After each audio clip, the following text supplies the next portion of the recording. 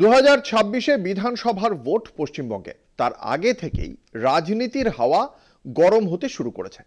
বিজেপির কেন্দ্রীয় নেতৃত্ব চাইছে নরেন্দ্র মোদীর সাফল্যের কথা বলে পশ্চিমবঙ্গের ভোট কাটতে। অন্যদিকে বঙ্গ বিজেপি চাইছে সাফল্য নয়, ব্যর্থতাকে। হ্যাঁ, ঠিকই শুনেছেন, মোদীজির সাফল্য নয়, মমতা বন্দ্যোপাধ্যায়ের ব্যর্থতাকেই প্রচারের হাতিয়ার করতে। অন্যদিকে তৃণমূল সরাসরি নিশানা করেছে পহেলগাম কাণ্ডে সরকারের ভূমিকাকে।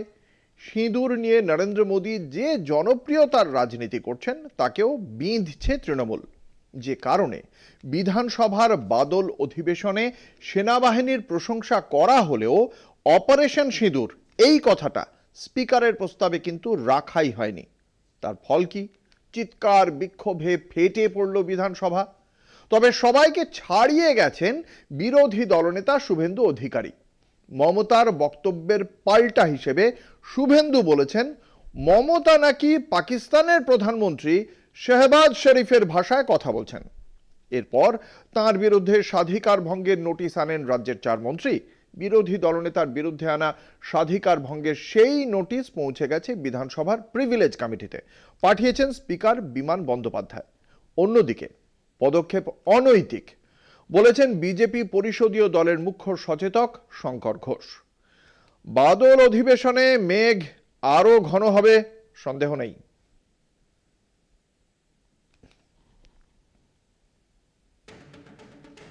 ভারতের বীর সেনাদের প্রতি সম্মান জানাতে মঙ্গলবার বিশেষ প্রস্তাব এনেছিলেন রাজ্য বিধানসভার স্পিকার বিমান বন্দ্যোপাধ্যায়। সেই প্রস্তাবের ভাষণেই তর্ক বিতর্কে জড়িয়ে পড়েন মুখ্যমন্ত্রী ও বিরোধী দলনেতা। তার রেশ পড়ে বুধবারের অধিবেশনেও। দফায় দফায় ওয়াকআউট করেন বিজেপি বিধায়করা। হাতে প্ল্যাকার্ড নিয়ে চলে স্লোগান, শাউটিং। মঙ্গলবারের সেনা সম্মান ভাষণ পর্বে কেন পহেলগামের আগাম খবর গোয়েন্দাদের কাছে ছিল না, কেনই বা জঙ্গিদের এখনো ধরা গেল না, প্রশ্ন তুলেছিলেন মুখ্যমন্ত্রী। শুভেন্দুও পাল্টা বিধানসভার সম্মান প্রস্তাবে টার্গেট কিলিং ও সিঁদুর শব্দ বন্ধনী যোগের দাবি জানালে দুপক্ষের বাদানুবাদ চরমে ওঠে।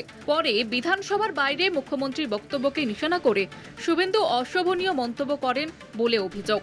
এরপরে বিরোধী দলনেতার বিরুদ্ধে স্বাধিকার ভঙ্গের নোটিশ আনেন শাসক দলের 4 বিধায়ক। সেই স্বাধিকার ভঙ্গের নোটিশই বিধানসভার প্রিভিলেজ কমিটিতে পাঠিয়েছেন স্পিকার বিমান বন্দ্যোপাধ্যায়।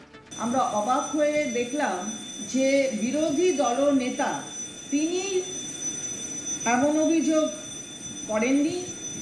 হাউসের ভেতরে বাইরে বেরিয়ে প্রেসের কাছে বললেন পাকিস্তানের হয়ে ব্যাট করছে, পাকিস্তানের পক্ষে কথা বলেছে, কোনো জায়গায় পাকিস্তানের পক্ষে কথা বলেছে। তারপরে আরো অনেক কিছু বলেছেন, সেটা প্রেসের নথিতে আছে। কাকে সমর্থন করছেন, জঙ্গিদের সমর্থন করছেন, নানা রকমের কথাবার্তা। বিভিন্ন সময়ে বিভিন্ন কারণে আগেও বিরোধী দলনেতার বিরুদ্ধে স্বাধিকার ভঙ্গের নোটিশ এনেছে শাসক পক্ষ। তার ভিত্তিতে পদক্ষেপও করেছেন স্পিকার। মঙ্গলবারের নোটিশও অনৈতিক অভিযোগ বিরোধী পক্ষের। মাননীয় বিরোধী দলনেতা তার সংযত বক্তব্য রাখা সত্ত্বেও অসংসদীয় ভাষা প্রয়োগ করেও মাননীয় মুখ্যমন্ত্রী তার অঙ্গুলি হরণে মাননীয় স্পিকার সাহেব মাননীয় বিরোধী দলনেতাকে এইবার 9বার হচ্ছে তার বিরুদ্ধে প্রিভিলেজ আনা হলো, 8বার সাসপেন্ড করা হয়েছে। আমরা তার প্রতিবাদ করে কথা বলতে চেয়েছিলাম, কিন্তু হাউস হচ্ছে বিরোধীদের হওয়া সত্ত্বেও মাননীয় স্পিকার আমাদেরকে কথা বলতে দেয়নি। আমরা তার প্রতিবাদ জানিয়েছি। শাসক পক্ষকে নিশানা করে মঙ্গলবারই শুভেন্দু বলেছিলেন এদের দম দেখা আছে। তার জবাবে সরাসরি কোনো মন্তব্য করতে চাননি স্পিকার। যা পারেন করুন, সে প্রিভিলেজ কমিটিতে গিয়ে বলবে। যদি গিয়ে বলে যে আপনি যা পারেন করুন, প্রিভিলেজ কমিটি যা করার করবে, আমার তো কিছু করার নেই। আমি প্রাইম অফিসে কেস দেখেছি, আমি প্রিভিলেজে পাঠিয়ে দিয়েছি। প্রিভিলেজ এখন সেটা সিদ্ধান্ত নেবে কি করবে না করবে। ছিল সেনা সম্মান প্রস্তাব। শাসক বিরোধী বিতর্কে সেই সম্মান কতটা সেনাবাহিনীর কাছে পৌঁছলো প্রশ্ন থেকেই গেল। কলকাতা টিভি।